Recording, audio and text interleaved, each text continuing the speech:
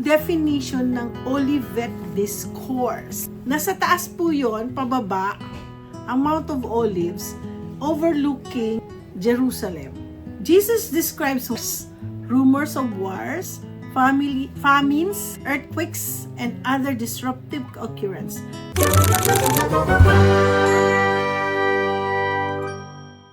Magandang hapon, magandang tanghali. Katataas ko lang nag-lunch, pero late pa rin. Last client ko this morning was until 12:30.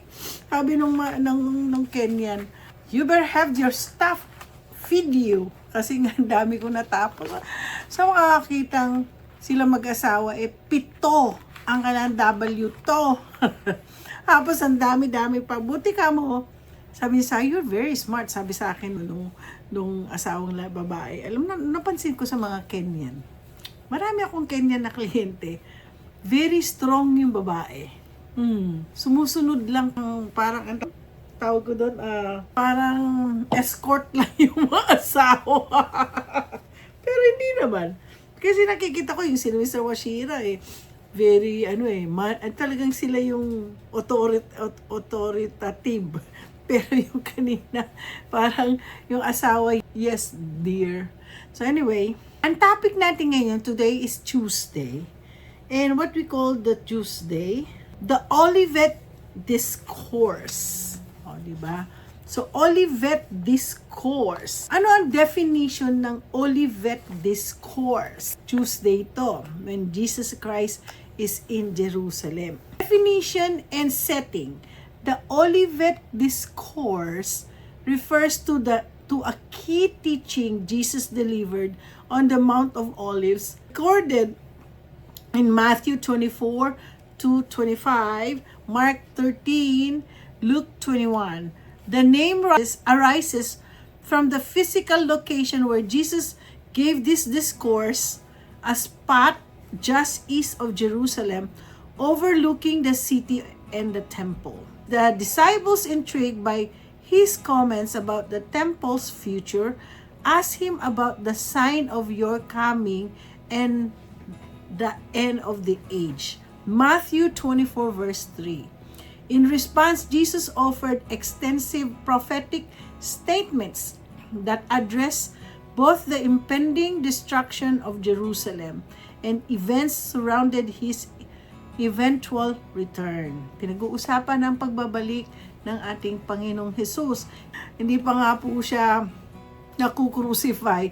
Ang pagbabalik niya ang pinag-uusapan. Naalala ko yung Mount of Olives. Saan kami Mount of Olives, yeah. Oo, nasa taas po yon, pababa, ang Mount of Olives, overlooking Jerusalem. Oo.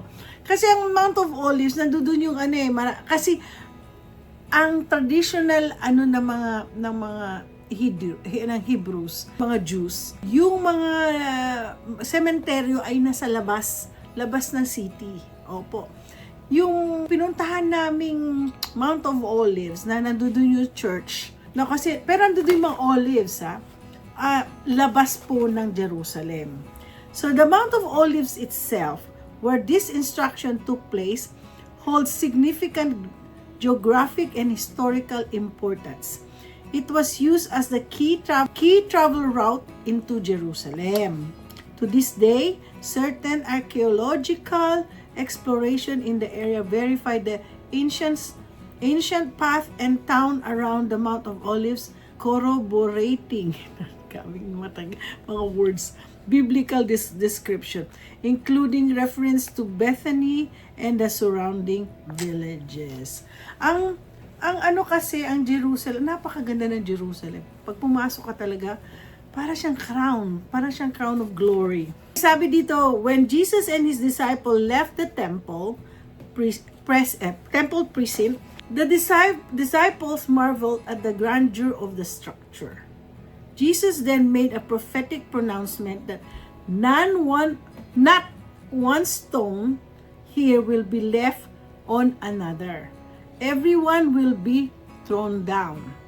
Ano ibig sabihin nun? Historically, this point ahead to the Romans' destruction of Jerusalem, 70 AD, after death toll. an event documented by the first century historian Josephus. Pag nagbigay sa inyo ng quiz. Pillars, walls, and entire city were largely destroyed, confirming fulfillment of Jesus' prediction regarding the temple. Alam niyo po, later on, pagdating ng time na, sa Friday siguro, yung kung kailan siya, the death of Jesus, kasi meron pong significant po talaga, pati yung curtains, yan. As the group sat together on the Mount of Olives, the disciple asked for clarity regarding the timing of these prophesied events. Jesus' answer went beyond the temple's ruin and included what many refers to as the last days or eschatological themes. Tribulation, signs of his returns, and ultimately judgment. Yan po. So, nga nangyayari po ngayon sa atin is one of the kahapon nga kausap ko, isa siyang Christian na matanda na, itim siya. Nakikita ko, nakikinig siya kina Marlene Hickey, gano'n. So sabi ko, what can you say about what's going on? We have to be careful. It's part of the birth, it's the start of the birth pain. Kaya kung ano nangyayari ngayon sa mag-gera-gera na yan is part of the prophecy yan. Major themes of the discourse. Number 1 is the destruction of the temple.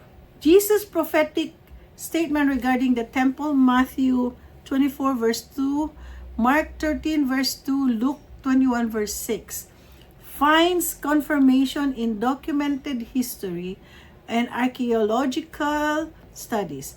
The stones of the second temple complex were indeed dislodged and scattered. Excavation in Jerusalem revealed the fallen massive stone in the vicinity of the Temple Mount, consistent with Jesus Christ. Jesus' word. Alam niyo po, ganito po yan. Ang temple kasi, alam niyo yung Ark of the Covenant. Yan, yun nakalagay. Pero nandun sila sa kasi may mga, may mga kurtina. Hindi ka basta pumunta, hindi ka guys sa atin, punta ka sa church, punta ka sa diretso lang tayo, di ba? Pero yun hindi. Sa temple, hindi ka pwedeng, merong curtain, and then may susunod na curtain. Siguro doon ka pa lang, doon ka nagdadasal. Curtain by curtain yan. Kasi hindi mo, ang alam ko kasi na pag napapanood yung mga Korean drama, hindi mo pwede makita ang hari. Di ba? Nakatago ang hari. Any royal. So, ganun din. Kasi yung Art of the Covenant, yan yung ang Panginoon.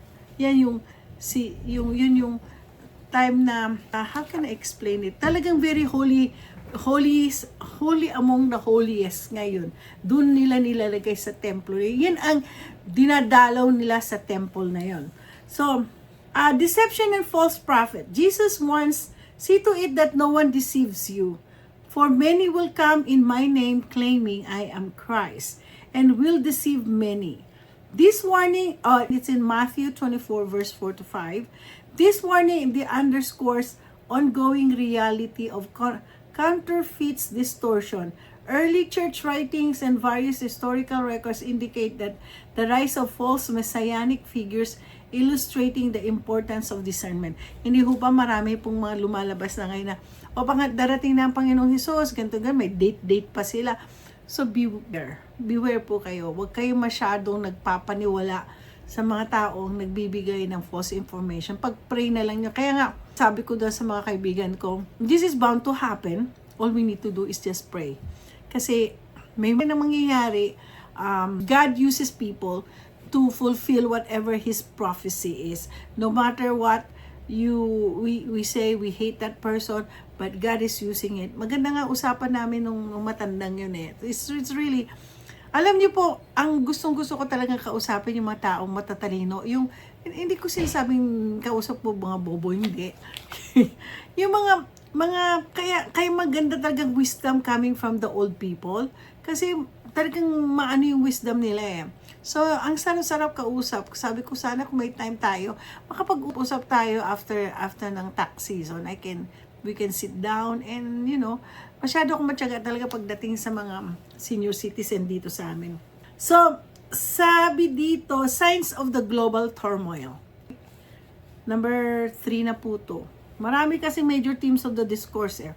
Jesus describes, yan, mismo si Jesus Christ ang nag-describe. Jesus describes rumors of wars, famines, earthquakes, and other disruptive occurrence. Matthew 24 verse 6 to 7, Mark 13 verse 7 to 8. Though conflicts and nature disasters are constant in history, the discourse points to an intensification of such events. Scientific records of major earthquakes and historical archives of large-scale wars attest to the global unrest Jesus reference. While these phenomena by themselves do not give an exact timeline for the end, they remind believers throughout generation to remain, yan sinasabi ko sa mga kaibigan ko, alert. Hindi pa natin alam kung kailan talaga darating ang Panginoong Jesus. But we have to be prepared because He's the groom and we are the bride. He is coming soon. All we need to do is just keep on. We on our waiting time, we have to do something good for other people. So we tigilan na po natin ang chismisan, tigilan natin ang paninira sa ibang tao. Yan po yung sinasabi, got to be alert. We have to keep on praying. Tama na yung mga masama ang loob, masama na po, tama na po. Ang prayer ko nga po isa sa mga prayer ko is, those, lalo na sa families, yung nagkakaroon ng mga hidwaan, yung mga hindi sila na pag misunderstandings ng mga, lalo na family. Kasi ang family dapat has to be intact, maging magkakakampila, dapat ng mga magkakapatid na yan. Kaya ng mga Arab at saka mga Jew, their blood brothers, their blood cousins. So yan ang isa sa mga Abrahamic, yung talagang to fulfill, mafulfill yung covenant na yan. So, great tribulation and general suffering. Ito na tayo sa number 4. Ang dami ito, mahaba ito. Siguro magpa-part 2 ako mamaya. Jesus speak about the time of unparalleled distress and warning that there will be a great tribulation unmatched from the beginning of the world until now. Matthew 24 verse 21. Various biblical scholars note that this prophecy includes immediate suffering in Jerusalem's siege and also prefigures a future period of intense trials. Yan po. Ako po mag-ihinto dito kasi marami pa po akong isasabihin sa inyo, future son of man. Ano pa ba isang kasi Tuesday to Marami pong sinabi ang Lord about the parables. Diba during that time ni Jesus, He's been talking about the parables. Nalaman mo yung nagpunta po kami sa Beatitude. Oo. Alam mo, nakakatuwa mo doon. May Filipino, nakalagay yung Filipino na flag and gano'n. Ay, nakakatuwa. At sabi namin, proud to be Filipino. Doon sa Beatitudes. Yun yung nagsabi ang Lord ng, blessed are those who are poor. Di ba? Yeah. So, alam niyo, mahaba pa ho itong explanation. Mga parables. Basahin niyo po yung mga parables, lalo na while we are waiting for the Lord Jesus Christ to come, we have to be in the people, yung story ng parables, right? So, try to read all of them. So, yung parables ng 10 virgins, yung the sheep and the goats, marami po yung the parable of the talents. So yan, pinagagamit niyo ba sa Panginoon ang inyong talento na binigay niya sa atin? Alam mo, once na hindi niyo ginawa yan sa pangalan ni Jesus, yan po ay tatanggalin niya at kukunin niya. Oo. Kaya po, tayo po ay, nananawagan na nga lang po ako sa inyo na tigilan na po natin ang mag-away, tigilan na natin ang sira-sira, lahat na yun, okay? So, ito po yung conclusion ko sa Tuesday na tinatawag natin the Olivet Discourse. conclusion of the Olivet Discourse is a potent combination of prophecy, warning, and encouragement. Okay, we encourage, it delineates both the historical demise of Jerusalem's temple confirmed by archaeological and literary evidence and events linked to Christ's promised return. Its reliability is undergirded and by preserved gospel manuscripts and historical records containing instruction for spiritual alertness, faithful service, and compassion.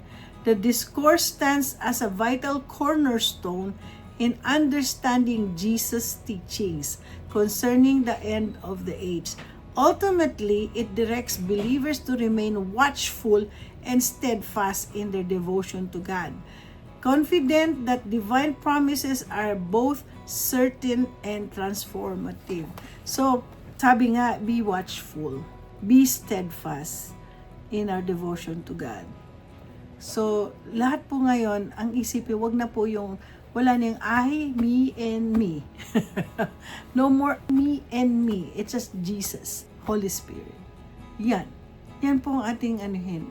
We got to love God. Wala na yung, nagtigilan na natin yung I. Kasi I natin, we started to just hate. Yan. Tama na. So, tandaan ninyo what's going on with pagpapahirap. Ayun na nga po, nangyayari sa atin, tribulation na yan. Oho, pero God is so good. Hindi pa po siya darating, pero there will be a time. Remember, sabi nga sa anong verse yun, yung he will be like a thief in the night. You will never know. Alam ba natin kung kailan darating ang magnanakaw, di ba? So, Jesus will come na we never knew, na naging very tayo. Pero habang tayo naghihintay, dapat palaguin natin ang pag-iisip natin kung sino ang Panginoon at sino ang ating sinaserve. So ngayong Tuesday na to, let's just reflect on what we have done and repent. And what are we gonna be doing for the future for Jesus? Lahat na gagawin na natin is hindi na po, akin, ako, lagi po ako, hindi na po, say na Lord. Yun ang gagawin natin. So kung anong gagawin natin sa Lord is about to give all glory to God. So maraming salamat po sa inyo uli. Today is Tuesday. Just keep on praying. And don't forget to like and subscribe and share this word. Salamat!